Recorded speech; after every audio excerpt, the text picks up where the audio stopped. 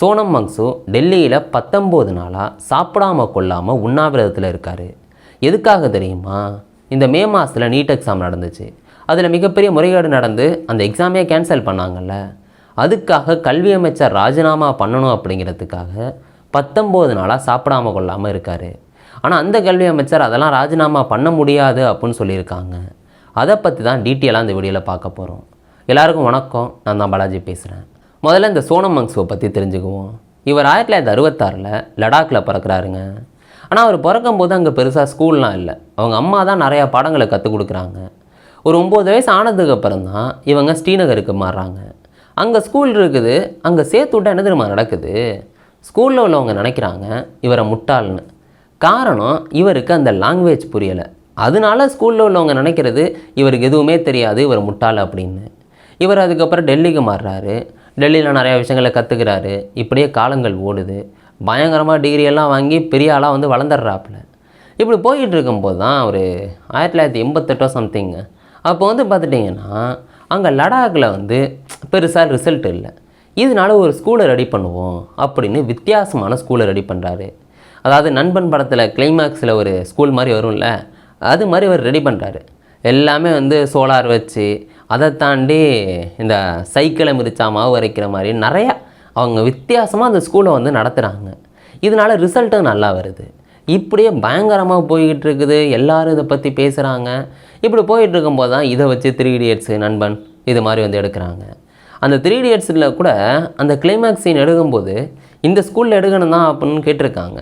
But அவர் சொல்லிட்டாரு, நீங்கள் இங்கே வந்தீங்கன்னா குப்பையாயிடும், அது வேணாம் அப்படின்னு சொல்கிறாங்க. அதனால் வேற ஒரு இடத்துல வந்து அந்த கிளைமேக்ஸை எடுத்து வந்துருப்பாங்க. ஒரு காலகட்டத்தில் இவர் பயங்கரமான சம்பவத்தை லடாக்கில் பண்ணுறாரு. அதுதான் வந்து பார்த்துட்டிங்கன்னா அங்கே அந்த வசந்த காலத்தில் தண்ணியே இல்லை, விவசாயம் பண்ண முடியலை. ஆனால் மற்ற காலகட்டங்களில் தண்ணி அதிகமாக வீணாகிக்கிட்டு இருக்கு. இதை எப்படா சேமிக்கிறதுன்னு யோசிக்கிறாரு. அதுக்கு தான் செயற்கையாக ஐஸ் தூபி வந்து ரெடி பண்ணுறாரு. அதாவது கோபுரம் மாதிரி. அப்படி இருந்ததுன்னா அது ஈஸியாக வந்து கரையவும் இல்லை, அதாவது தண்ணியாக மாறலை.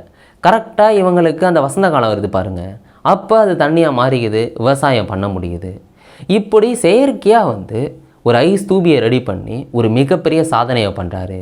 இதுக்காக அவருக்கு அவார்டும் கிடைக்கிது. எல்லாரும் இவரை பாராட்டுறாங்க. இவருக்கு கிட்டத்தட்ட ஒரு 16 அவார்டு வந்து கிடச்சிருக்குங்க. அதில் ரொம்ப முக்கியமான அவார்டு ஆசியாவோட நோபல் பரிசு அப்படின்னு சொல்லப்படுற ஒரு அவார்டும் வந்து இவருக்கு கிடைக்கிது. இது மட்டும் இல்லாமல் இவர் பல விஷயங்களை பண்ணியிருக்காரு. லடாக்கை தனி மாநிலமாக கேட்டிருக்காரு.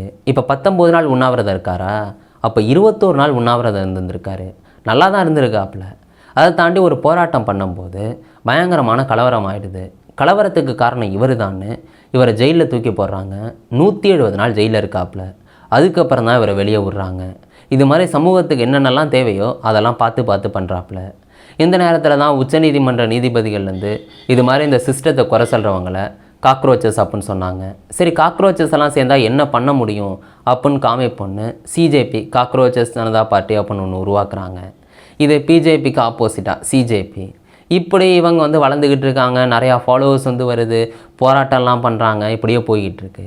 அங்கே தான் நீட்டு பேப்பர் லீக் ஆகி அந்த எக்ஸாமெல்லாம் கேன்சல் பண்ணாங்கல்ல. இதில் என்னென்னா சோனம் வாங்சு அவங்கள வந்து சேர்ந்துக்கிறாங்க. அந்த கல்வி அமைச்சர் ராஜினாமா பண்ணுற வரைக்கும் நாங்கள் இந்த போராட்டத்தை தொடருவோன்னு, அதாவது உண்ணாவிரத போராட்டம் சாகிற வரைக்கும் கிட்டத்தட்ட அப்படியே அந்த போராட்டத்தில் இறங்குறாங்க. சோனம் வாங்சு ரொம்ப தெளிவாக இருக்காப்புல. இந்த போராட்டத்தில் இறங்கிட்டோம், அவர் ராஜினாமா பண்ணி தான் ஆகணும்னு சாப்பிடாம இல்லாமல் இருந்துக்கிட்டு இருக்காரு. முதல்ல இந்த சம்பவம் பெருசாக வெளியே தெரியலை. எப்படி நாட்கள் கணக்காக போகுது, மீடியா வந்து கவர் பண்ணலை. 15 நாளை தாண்டினதுக்கு அப்புறம் தான் மீடியாவும் கவர் பண்ணுறாங்க. இது பெரிய லெவல்லையும் வந்து பேசப்படுது. இன்றைக்கி இந்தியா ஃபுல்லாக வந்து பேசுகிறாங்க. நிறையா பேர் வந்து சொல்கிறாங்க அவரை உண்ணாவிரதத்தை ஸ்டாப் பண்ண சொல்லுங்கள் அப்படின்னு. எதிர்க்கட்சி தலைவர்கள்லாம் இருப்பாங்கல்ல, அவங்க ஆதரவும் தராங்க. அதை தாண்டி உண்ணாவிரதத்தை ஸ்டாப் பண்ண சொல்கிறாங்க. ஏன்னா அவர் நல்லா இருக்கணும் அப்படின்னு. நிறையா பேர் வந்து போய் பார்க்குறாங்க. இங்கே பாருங்கங்க, ஸ்டாப் பண்ணுங்கன்னு சொல்கிறாங்க. ஆனால் அவர் தெளிவாக இருக்கார். அந்த கல்வி அமைச்சர் ராஜினாமா பண்ணுற வரைக்கும் இதை ஸ்டாப் பண்ண மாட்டேன் அப்படின்னு தெளிவாக சொல்கிறாப்புல. ஏன்னா தவறான உதாரணமாக மாறிடுமா. அதுக்கப்புறம் யாரும் உண்ணாவிரதம் இருந்தால் யாரும் வந்து கவர்மெண்ட் பெருசாக கண்டுக்க மாட்டாங்களாம். ஏன்னா யோசிச்சு பாருங்களேன், இது மாதிரி 19 நாள் இருப்பாங்க, அதுக்கப்புறம் அவங்களே வந்து சாப்பிட்ருவாங்க அப்படின்னு கவர்மெண்ட் வந்து பேசாமல் இருந்துருந்துடும். அப்படிங்கிறதுக்காக வைராகியமாக சாப்பிடாமல் கொள்ளாமல் இருக்கிறாப்புல. இது என்ன எவ்வளோ நாள் தொடரும் அப்படின்னு தெரில.